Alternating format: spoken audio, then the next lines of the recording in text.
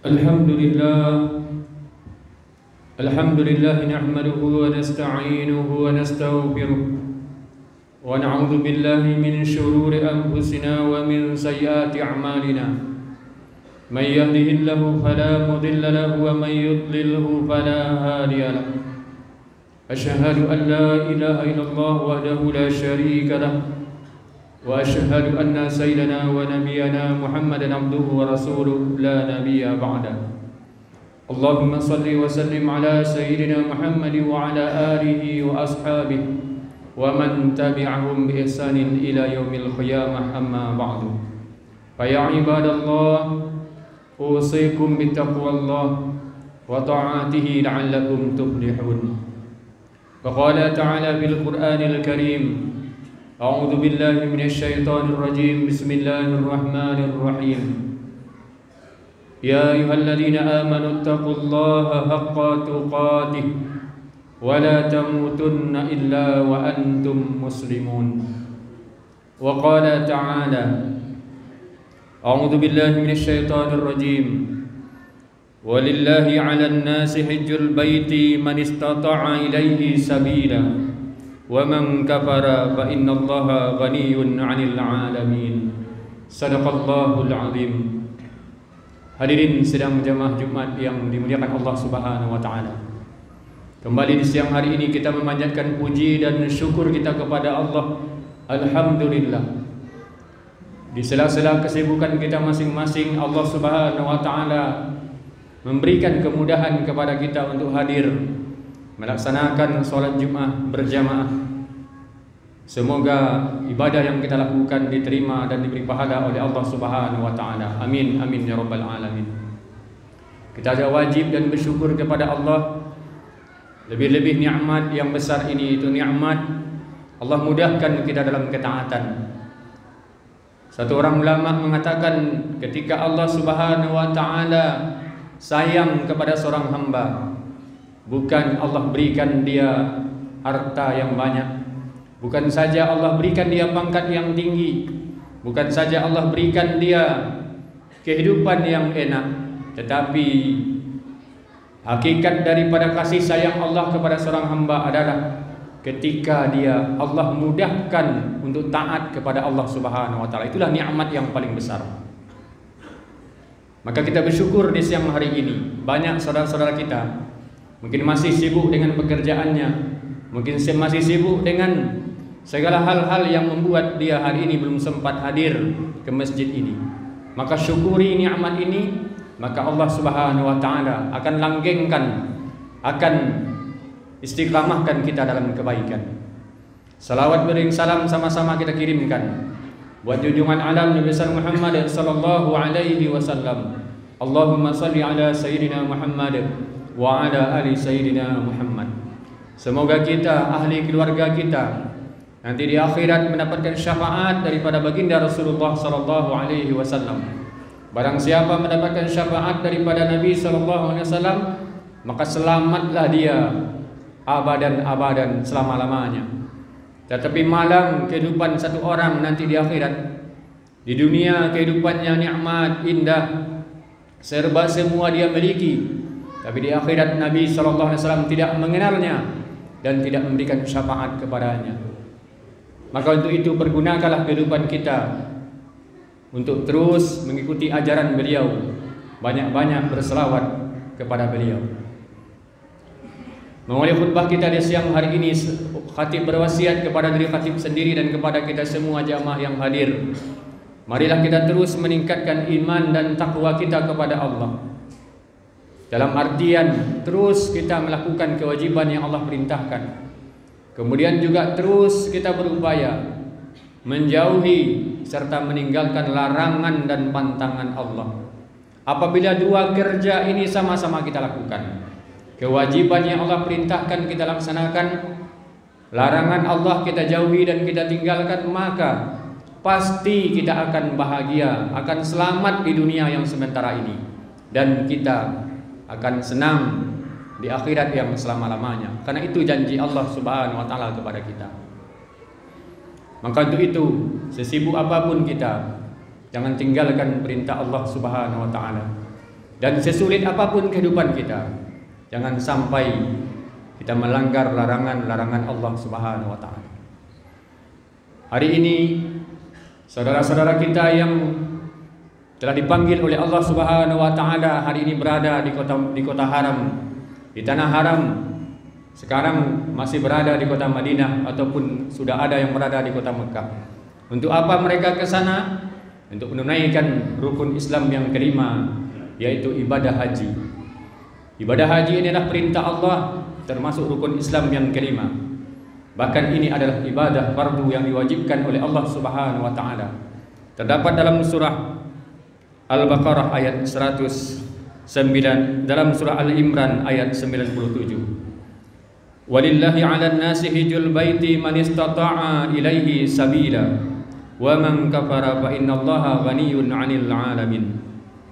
Mengerjakan haji adalah kewajiban manusia terhadap Allah, yaitu bagi orang yang sanggup mengadakan perjalanan ke Baitullah.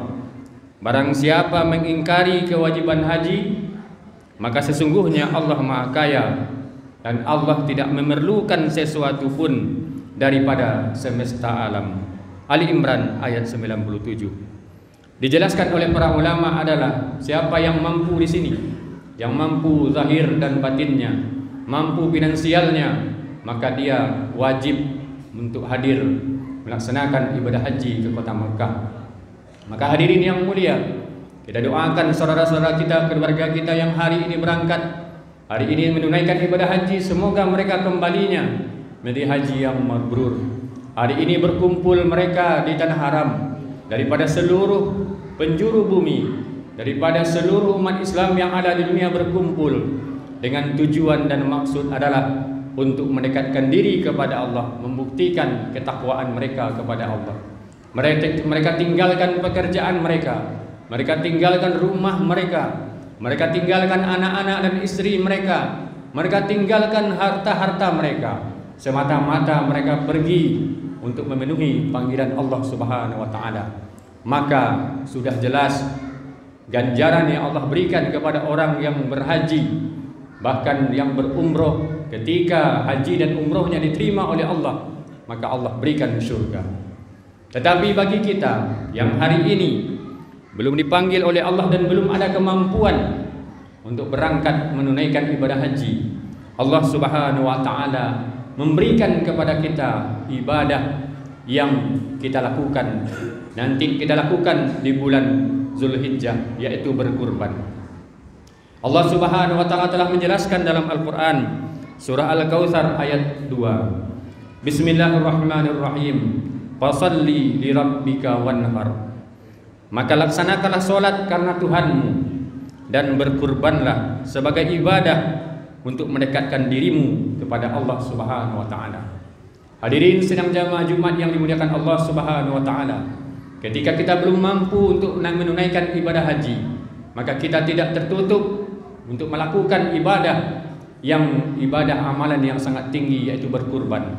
Apa itu berkurban? Yaitu mengeluarkan sedikit harta kita belikan hewan ternak dan kita bagi-bagikan nanti di bulan Zulhijjah kepada orang-orang yang tidak mampu. Target dan hakikat daripada berkurban adalah hampir sama dengan ibadah haji, yaitu mengeluarkan harta kita, membuktikan kecintaan kita kepada Allah Subhanahu wa taala dengan menyisihkan sedikit harta kita.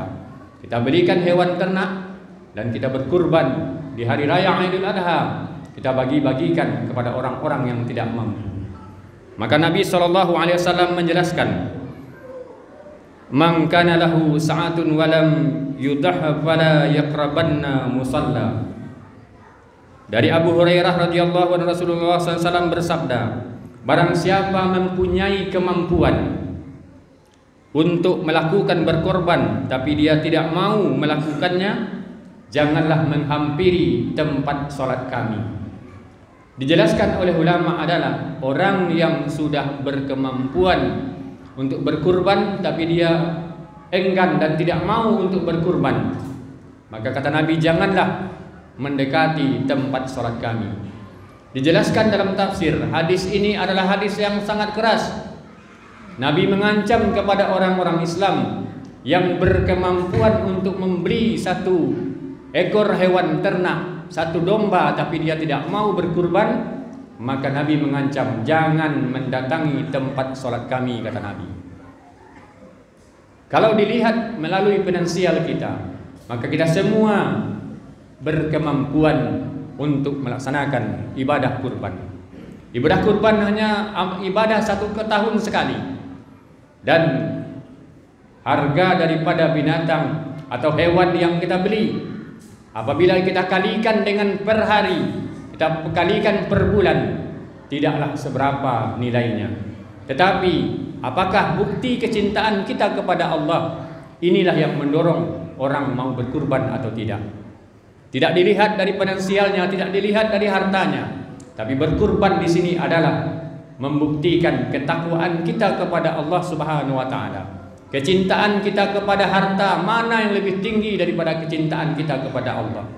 Karena ibadah haji dan kurban, semua itu telah terlihat di dalam sejarah ketika Nabi Ibrahim alaihissalam beserta keluarga beliau telah diuji oleh Allah bukan hanya untuk mengeluarkan harta, tetapi Nabi Ibrahim telah diuji oleh Allah untuk mengorbankan anak beliau sendiri.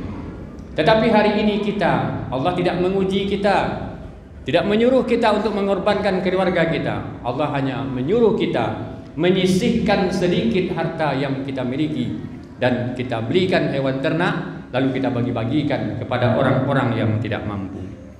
Hadirin sidang jamaah Jumat yang mulia, kesempatan kita masih ada untuk berbagi, untuk menyiapkan finansial kita, untuk menyiapkan harta kita berikan nantinya kepada orang-orang yang berhak menerimanya. Karena nanti di bulan Zulhijjah, Nabi SAW telah bersabda, tidak ada amalan yang diperbuat manusia pada hari raya kurban yang lebih dicintai oleh Allah selain menyembelih hewan. Sesungguhnya hewan kurban itu kelak pada hari kiamat akan datang beserta tanduk-tanduknya, bulu-bulunya dan kuku-kukunya. Sesungguhnya sebelum darah kurban itu mengalir ke tanah, pahalanya telah diterima di sisi Allah. Maka tenangkanlah jiwa dengan berkurban. Inilah keuntungan dan fadilah bagi kita yang mau berkurban. Setiap bulu-bulunya Allah Subhanahu wa taala akan berikan pahala. Mari kita keluarkan sedikit harta kita untuk kita berikan hewan ternak, dan nanti di hari raya Idul Adha kita bagi-bagikan kepada saudara-saudara kita. Mudah-mudahan khutbah kita di siang hari ini menggugah hati kita semua untuk mendekatkan diri kepada Allah dengan wasilah memberikan hewan ternak dan kita melakukan kurban nanti di hari raya Idul Adha. Amin amin ya rabbal alamin. Aqulu qawli hadza wastaghfirullah li wa lakum wa sairil muslimin wal muslimat fastaghfiruhu innahu huwal ghafurur rahim.